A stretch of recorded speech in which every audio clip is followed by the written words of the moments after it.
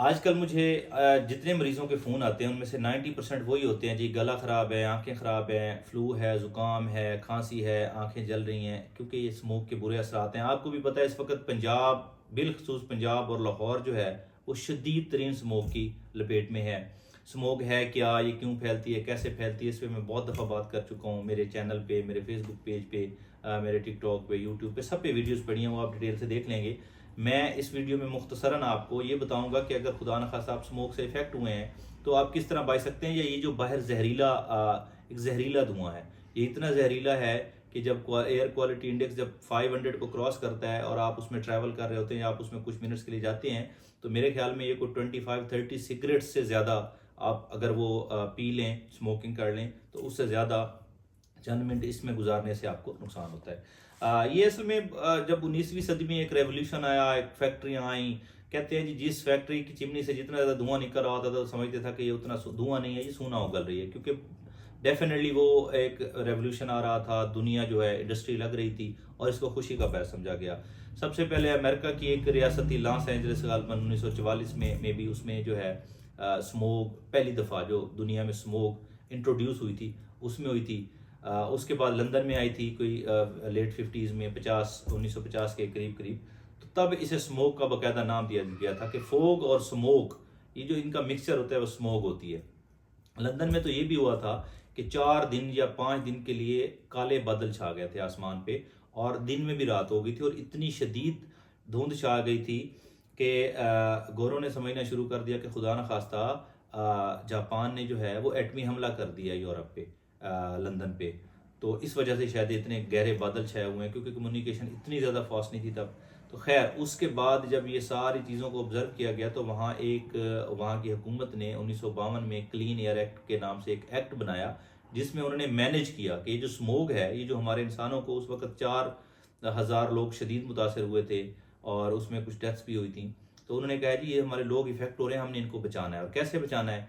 Clean air act के नाम से 1952 में एक एक्ट आया था यूरोप में, और उसमें उन्होंने 3-4 मेन चीज़ें की थी कि जो इंडस्ट्री स्पीड से लग रही है ये लगती रहेगी, लेकिन शहर के एक खास एक स्पेसिफिक एरिया से बाहर लगेगी। वो 10, 20, 50 जो किलोमीटर्स भी थे उन्होंने डिफाइन किए कि उसके अंदर इंडस्ट्री नहीं लग सकती और नहीं लगने दी। दूसरा उन्होंने क्या किया कि ये जो धुआं छोड़ने वाली गाड़ियां होंगी या जो धुआं छोड़ती हैं, ये जो फ्यूल पे चलती हैं, इन पे एंट्री पे पाबंदी लगा दी, और जिनका आना मजबूरी था उनके लिए टाइमिंग्स मुख्तस कर दी कि इतने इससे ज़्यादा टाइम के लिए या इस टाइम से पहले आप एंटर शहर में नहीं हो सकते। तीसरा सबसे ज़्यादा जो मेन चीज़ थी, घरों में लकड़ियाँ जलाने पर पाबंदी लगा दी, क्योंकि तब ये होता था कि लंदन में, यूरोप में या अमेरिका में, जहाँ पे बहुत ज़्यादा सर्दी होती है, तो घरों को गर्म करने के लिए अंगीठियाँ बनी होती थी, लकड़ियाँ जलाते थे ताकि घर गर्म रहें। तो लकड़ियों पे पाबंदी लगाई गई और उसके अल्टरनेटिव जो है वो तवानाई के ज़राए दिए गए और हीटर्स और इस तरह की चीज़ें की गई कि आप लकड़ियों को आग नहीं लगा सकते। उसका नतीजा क्या हुआ कि आने वाले चंद सालों में यूरोप से, गोरों के मुल्कों से स्मोक नामी लानत ख़त्म हो गई। ये जो अजाब था एक इंसानों के लिए, जो सेल्फ क्रिएटेड अजाब कह सकते हैं, ये ख़त्म हो गया। लेकिन हमने क्या किया? हमारे यहाँ साल साल से सिलसिला चला रहा है, और अभी पिछले दिनों में एक फतवा भी देख रहा था, हम इसे अल्लाह का अजाब डिक्लेयर करके, गुनाहों की सज़ा कह के लोगों का दिमाग ही चेंज कर देते हैं, लोगों का माइंड मेकअप कर देते हैं कि जनाब ये नहीं होगा। ये आप देखें, हमारी हुकूमतों का एक तरीकाकार रहता है कि वो अपने ऊपर चीज़ें नहीं आने देते, वो अपने आप को क्लीन चिट देने के लिए मौलवियों को, उलमा को इस्तेमाल कर लेते हैं। तो ये ना हमारे गुनाहों की सज़ा है, ना हमारे अमाल की सज़ा है, ये बेसिकली खालिस्तान एक मिसमैनेजमेंट, नाअहली और हमारी बेवकूफ़ियों का नतीजा है जो हमारे ऊपर मुसल्लत है। अभी मैं पिछले दिनों आ रहा था तो all the way Faisalabad, Multan, Lahore, जितना भी मोटरवे था उसके इर्द गिर्द आग लगी हुई थी।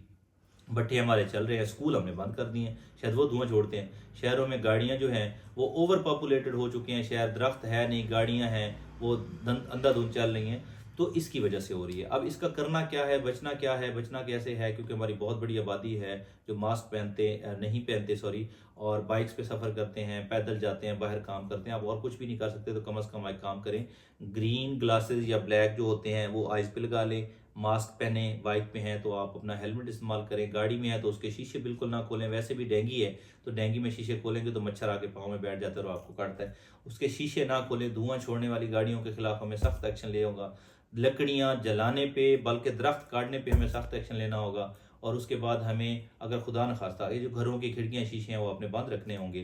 घर में बुजुर्ग और बच्चे हैं तो उनको इससे बचाना होगा, और खुदा न खास्ता कोई इफेक्ट हो गया है, जिस तरह मुझे एक दिन में आने वाले 90% टेलीफोन्स की तादाद यही होती है, गला ख़राब है, आंखें ख़राब हैं, फ्लू हो गया है, लंग्स तक जो इन्फेक्शन फैल गई है, खुश खांसी हो रही है।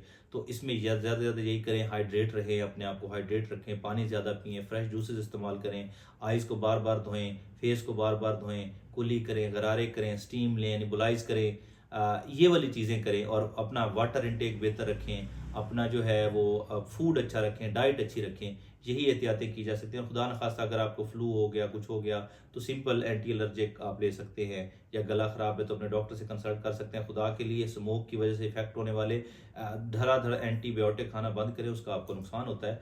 और इसके अलावा कोई ऐसा कोई स्पेशल प्रिकॉशंस नहीं है, बस यही हैं, महफूज रहें, घरों में रहें, बाहर जाएँ तो अपने आप को कवर रखें। ये कुछ दिन की है, और खुदा के लिए जो धुआं छोड़ने वाली गाड़ियां, अगर इनमें से आपके किसी के पास भी है तो आप भी अपने आप को इससे बचा के रखें।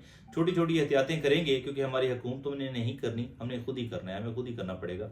ये छोटी सी एहतियातें करेंगे तो बहुत हद तक आप स्मोक और इसके बुरे असर से बचे रहेंगे।